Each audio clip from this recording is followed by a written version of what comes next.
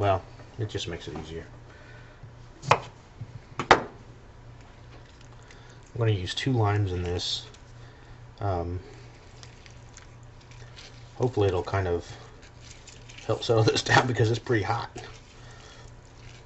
It's all good for me, but we'll see.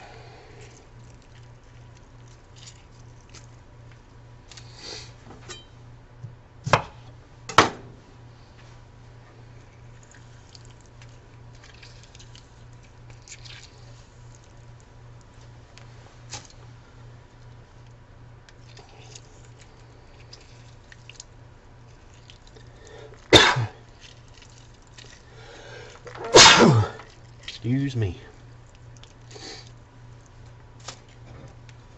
All right.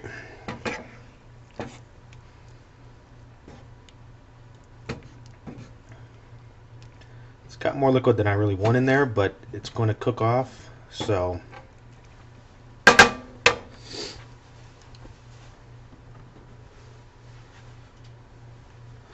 see what we're left with when we're done here. The Happy Tequila. It's not bad tequila, it's just not Patron or anything like that. Blue agave, although I wouldn't want to cook with that. Just adding a splash in there. I just want that tequila flavor. The alcohol is going to burn off, so it's just going to leave behind that tequila flavor. If you're going to be serving kids, I would probably pass that step up. And I don't know, I wouldn't use as hot as a sauce unless your kids just like hot stuff, but anyhow, that will burn off. I'm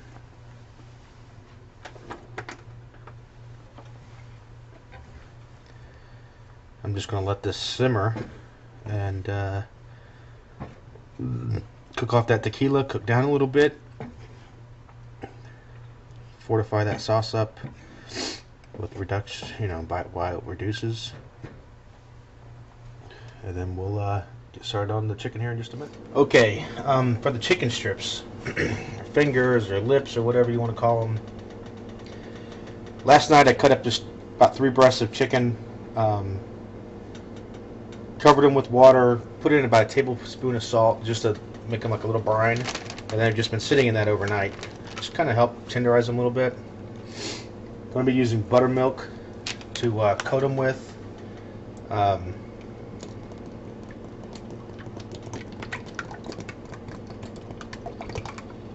thick buttermilk.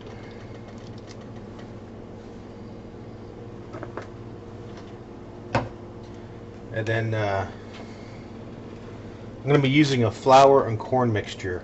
Kind of like 2 to 1, 2 cups of flour, a cup of cornmeal for the breading on the chicken. Let me get that ready, then we'll be back. Okay, in my bag here I've got 2 cups of cornmeal, or a cup of cornmeal and 2 cups of flour. Doesn't have to be exact, just get it close. I'm gonna put a little bit of salt in there.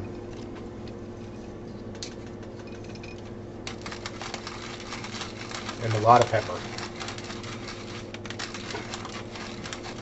And that's just because I'm a pepper freak, and just have to live with it, do whatever you want.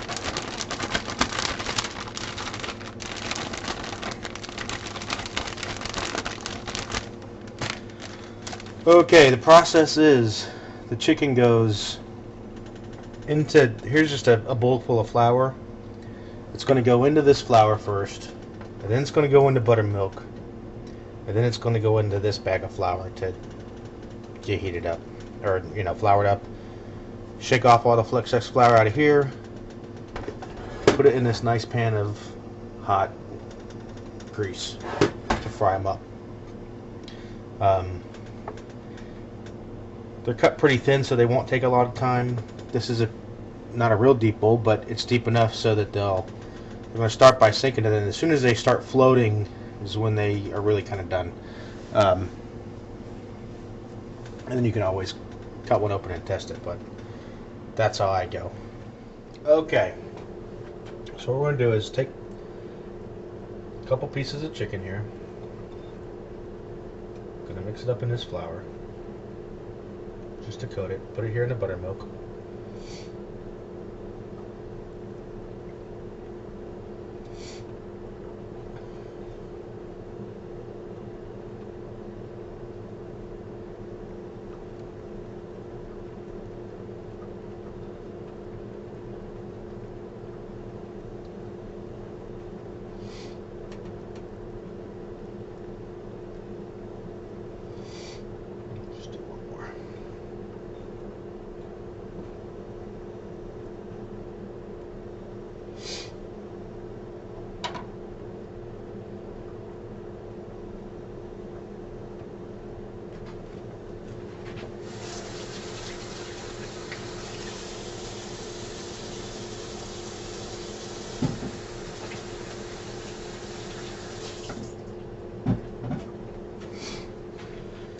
And as always, when working with raw chicken, the #1 rule: wash your hands after you've messed with it.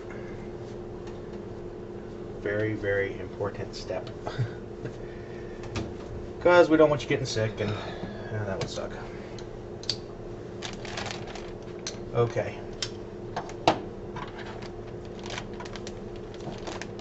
going to take them out of the buttermilk, put them in our bag here. You don't have to use a bag, you can use whatever you want. Bag just is what I prefer. You can use like 3 pans or 3 bowls or whatever you got. Oil's hot.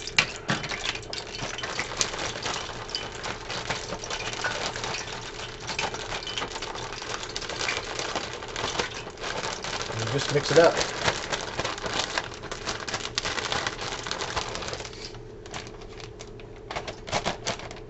Now you can, if you want, double dip them. You can put them back in the. It seems to have a nice. You're not going to want to overload this because you see how it bubbles up. Depending on how deep your pan is, mine's not very deep. It's going to spill over, start a fire. That's bad. So put one in, let it subside a little bit.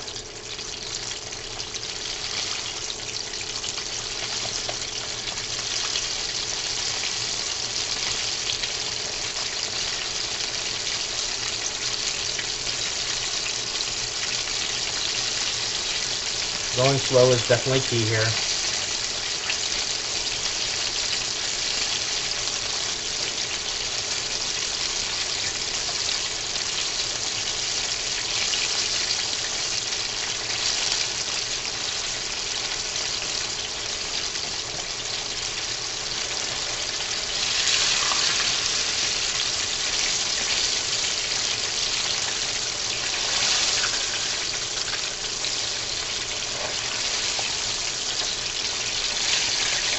I think we're just going to stick with 3, given the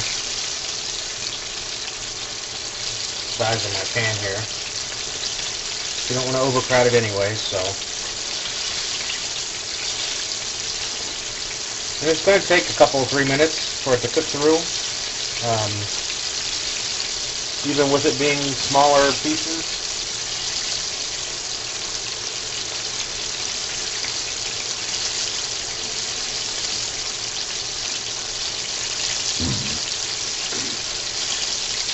But just like touching raw chicken, you don't want to eat raw chicken either, so.